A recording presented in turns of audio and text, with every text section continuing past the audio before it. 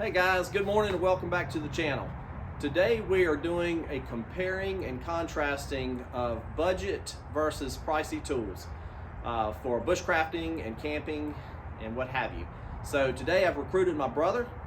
He's going to help us out explaining some of these tools. Some of these tools are his, and so I hope you gather something from the video and take something away to help you choose and pick a few tools for your adventures. Stay tuned.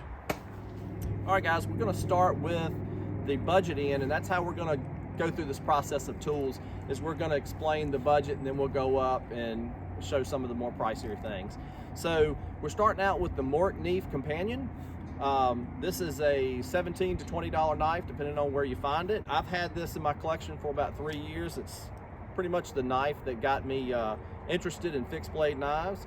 So yeah, you can't beat a Mork made in Sweden knife. My brother gifted me this knife, like I said, several years ago, and it served me well. So yeah, you can see a little patina on there, and we'll show that a little closer up in a minute. But yeah, so it's a great budget entry level knife, the Mork Knife Companion. Good morning. I want to thank Scott for having me on Forest Adventures with Scott to go over some gear. Always enjoy looking at and talking about gear. What I have here is a Manly Patriot in D2. Manly is a kind of a beginner knife company that was recently bought out by Boker. They are a Bulgarian company. This particular model is called the Patriot. It's in D2, as I said. It has a full tang design with a flat grind. It actually does great for food prep, and it does pretty good for other tasks at camp or in bushcrafting. It's around $65 to $80 depending on where you find it. So it's actually a pretty good beginner to mid-range knife if you're in the market for one. And here we are again. We have the Manly Patriot in D2. The handle, it's it feels pretty good. It could be a little thicker for my taste, but you've got a flat grind, you've got a full tang design, a little bit of a glass breaker at the end of it. I like the lanyard holes. I've got this lanyard design as a slip so that I can put my hand in and tighten it up around my wrist if I'm working on a heavier duty task such as batoning or chopping. Though this is not the best knife for chopping. I've done a little bit with it. Cool. But is that G10 scales? Yeah, I believe that's a G10 scale. Yeah, that's nice. Thanks. All right, here we have the Bark River Aurora in 3V. This would be considered your more pricey option. Bark River is considered a semi-custom knife company. Basically, they just offer plenty of different options in steel, and you can also opt to have spacers in between the handle material and your tang. But this particular one comes in just under $300. I believe the Aurora is probably ranges from around $225 to $400 depending on what you choose to go with. For this particular model, I chose 3V because 3V is a tried and proven steel for bushcraft. It has great edge retention. It's not that hard to sharpen compared to other super steels. Let's take a look at it. Overall is 4.5 inches. The total length I believe is around 9.5. I chose a micarta handle. I believe this is a canvas micarta in black. I got it with the white spacers just to give it a little bit more thickness to the handle. And as you can tell, I have used this knife. Use your stuff. All right, so it comes with a nice leather sheath. I chose to get the protective coating on the sheath. I think the natural sheath is a little bit lighter of a brown color. It comes with a fire steel loop if you choose to add a ferro rod to your set. But yeah, it can be worn either hanging off your belt, or Scout carry. Usually, if I'm around the house, I'll just hang it off my belt. And there's certain cases where I'll use the scout carry, but usually I go the other route. But yeah, overall, I love this knife. It's probably my favorite knife in my collection. It's pricey, right, but yeah, it's a great option if you have the money to spend on it. That's a beautiful knife, that's for sure. As far as the grind goes, it's got a convex grind. It's great for many options. Splitting wood would be one. Another would be making curls for fire starting. Not the best in food prep, but it can handle it. 3V will take an excellent edge. So even though you're having kind of a fatter grind with the convex, it'll still get sharp enough to handle most food prep tasks. But yeah, that's the Bark River Aurora in 3V. Beautiful knife. Thank you. All right, so we're going to switch gears. We're going to stick with knives, but we're going to move on to a more of a survival type knife situation. Now, these camping are great for tasks like batoning wood, chopping if you need to do any chopping. They don't necessarily make great small task knives or food prep knives because typically they're really thick. So what we're showing here is the Ka-Bar BK2 in 1095 carbon steel. Now this one, Michael has upgraded the scales to micarta, but you can get this knife with a black handle that serves you well. And so I'm showing this knife before I'm showing the Essie just because there is a price difference between the two. They're pretty much the same knife. They're both full tang construction with a pommel on the end for any type of smashing or cracking nuts or whatever the task asks of you. Really thick 1/4 inch spine, so really solid construction, borderline pry bar type material right here. But this is the BK2 from Ka-Bar, American made. Yeah, just an overall good knife. So you can get this knife, and that's why I'm showing it first. I wouldn't necessarily call it a budget knife, but in that $80 to $100 range. Comes with a nice Kydex sheath. So yeah, that's the Ka-Bar Becker. And then right here, you've seen this knife in many of my videos for the past year. This is the SE5. There again, another made in America knife, Kydex sheath, similar to the Becker there. And so yeah, 1095 carbon steel, very durable, easy to sharpen. And like I said, I use this, I keep this in my, I actually keep this in my bug out bag. So I call it the zombie apocalypse knife, if you will. But just a great camp knife overall if you're doing some heavy tasks. Same size, 5-inch blade on both of those. Micarta scales, so the grip's really good, and you can see that this knife has had, it's been used. So, but yeah, I wouldn't, this was one of the first blades that I bought, fixed blade blades that I bought, just because the attraction of, the size and the durability, really brought me in. So yeah, SE5, made in America knife, go out and get you one.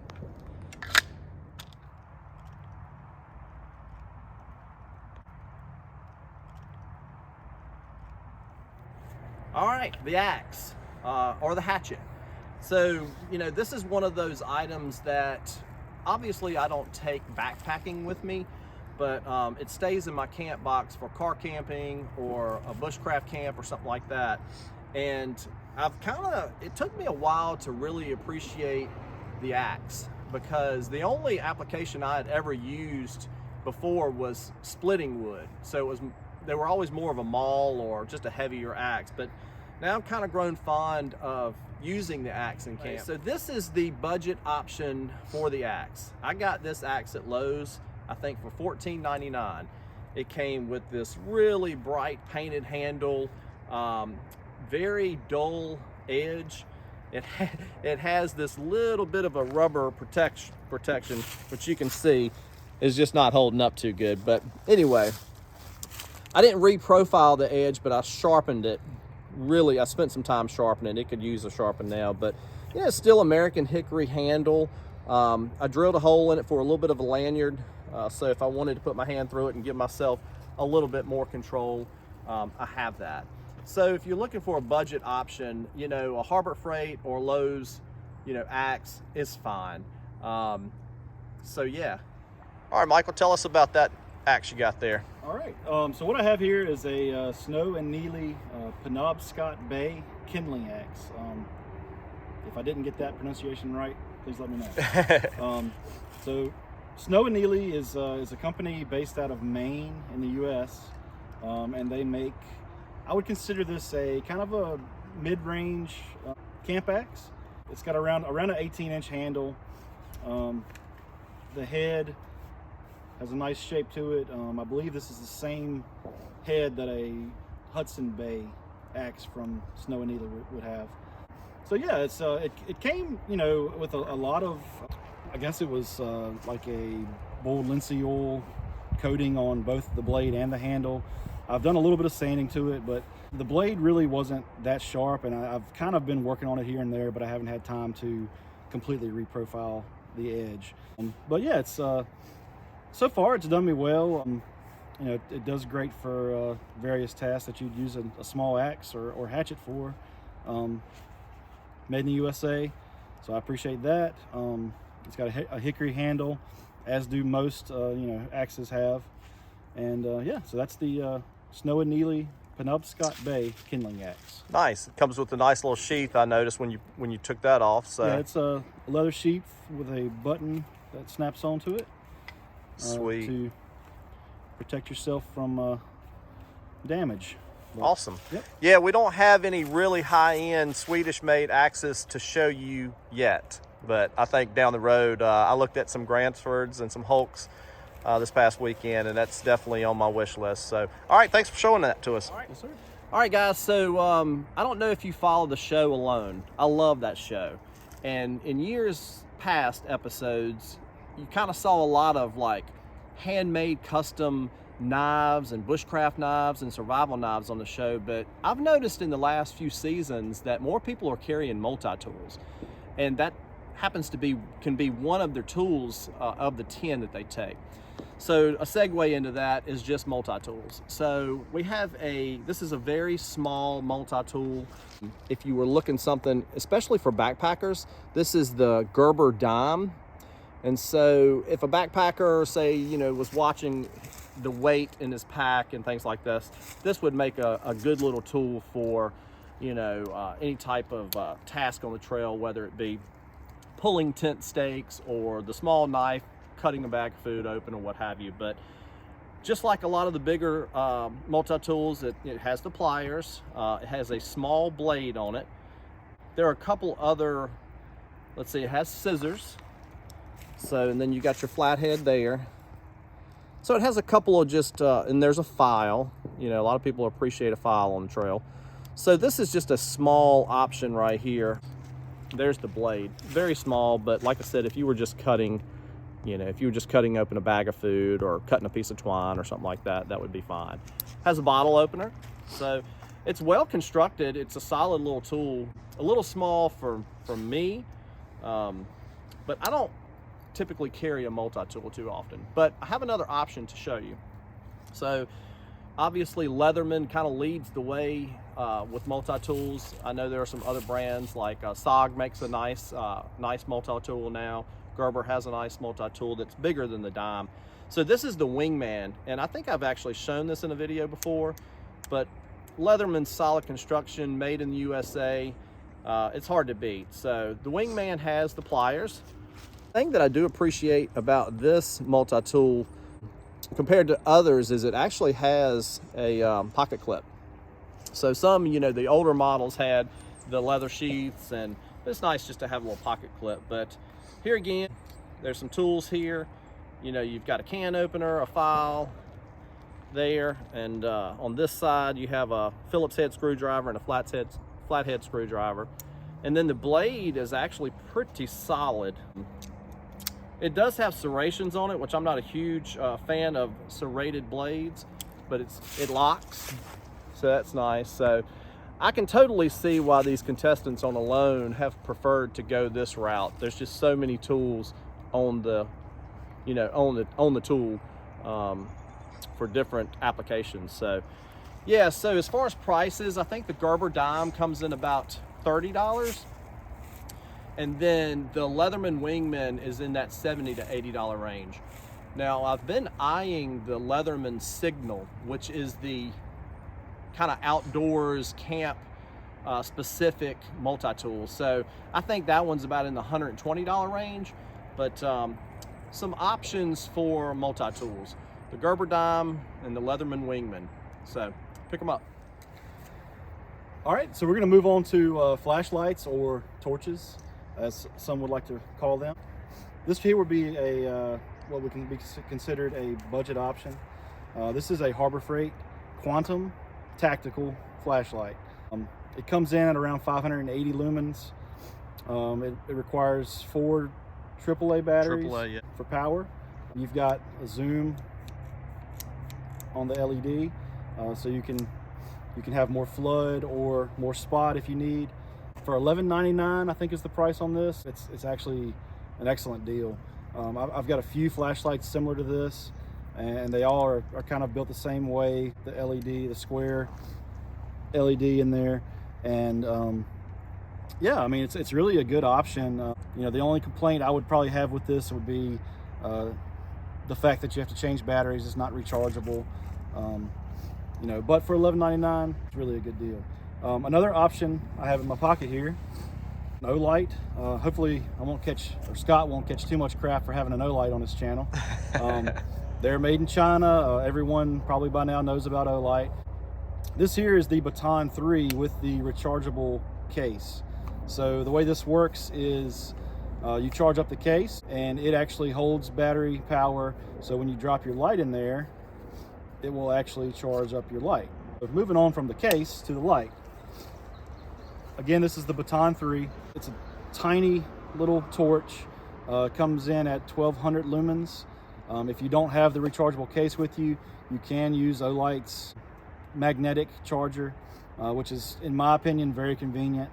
This light comes in at around $80, I believe.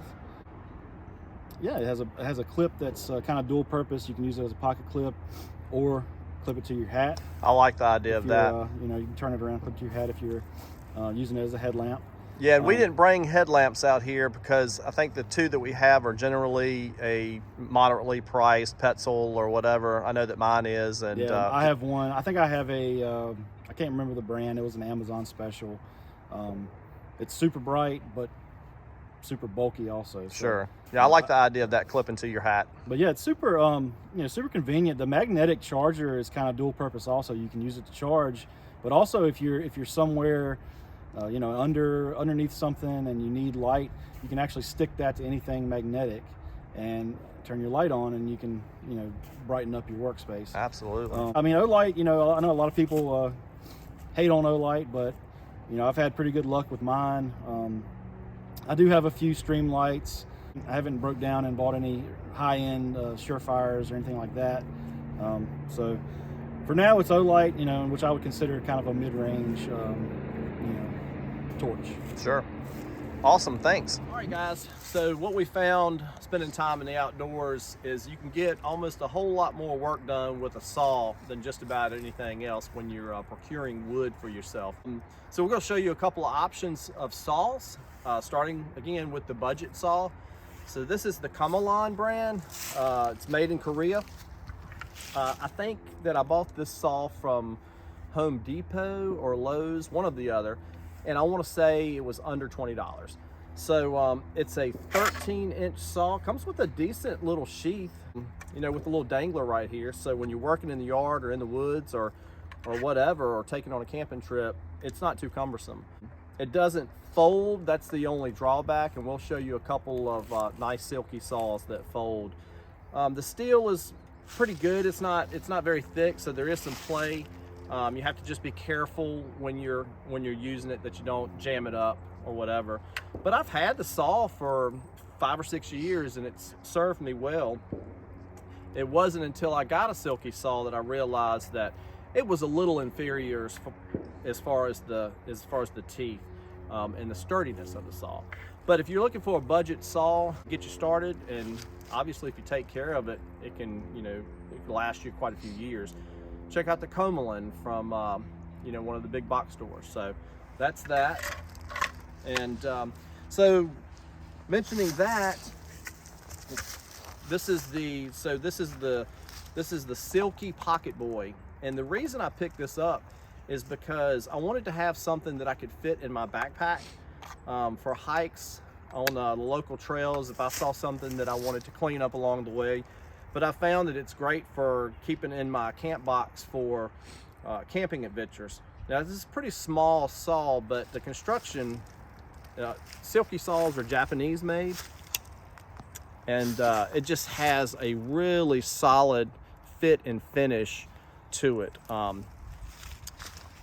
Yeah, so the Pocket Boy, the length of the blade is only about 6 inches, so you're not going to be able to, you know, cut up any kind of big wood or whatever, but branches or some down wood that you're gathering for a small fire, it's been perfect. A nice rubberized handle, very good grip on it, so I've been real pleased with it, and nice construction, very solid construction. So yeah, so that's the Silky Pocket Boy. It comes with a nice little sheath, plastic sheath. It actually has a little clip on it too, or you know, you can hang it like this, so there's different options of carrying it, but I usually just throw it in the back of my backpack. So Michael has a Silky that's a little bit bigger. Price on this, I think I got this from REI. I want to say it was 50 bucks. He's got one that's a little bit longer in length and a little bit more. So let's take a look at that. So here is the Silky that I went with. This is the Silky Pro Series Ultra XL. It's a folding saw, a little bit larger than the Pocket Boy. As you can see, it's been used, but use your tools. I need to clean it up. I've actually been working in the yard here lately, cutting some branches and whatnot, but yeah, it's got a nice rubberized handle, a hole here if you wanted to attach a lanyard to it, a locking design, probably similar to the Pocket Boy. Yeah, it's a little bit flimsy at times, but I've had no trouble, you know, getting it through pretty good sized pieces of wood, to be honest, and it's great for branches. And it's held up nicely. You know, I probably abuse it a little more than I should. Sometimes I'll use it almost as like a machete for smaller weeds and grasses. No, I don't use it as a machete on branches, but anyway, yeah, it's been good. I believe it's an aluminum construction, rubberized handle. Yeah, the Silky Ultra XL. It's a good one. Nice. Price range, I think I paid $55 for this one. I've had it for years. The price may be higher than that now, as you know, everything's going up nowadays. But yeah, it's probably somewhere in the $50 to $75 range. Cool. Yeah, I hope you guys enjoyed the video and you took something from it. Maybe we showed you a few tools that you had been on the fence about, but seeing that, you're like, okay, that makes a lot of sense. So anyway, I want to thank Michael for joining me in this video. Thanks for having me. And anyway, take care. Till next time. Peace.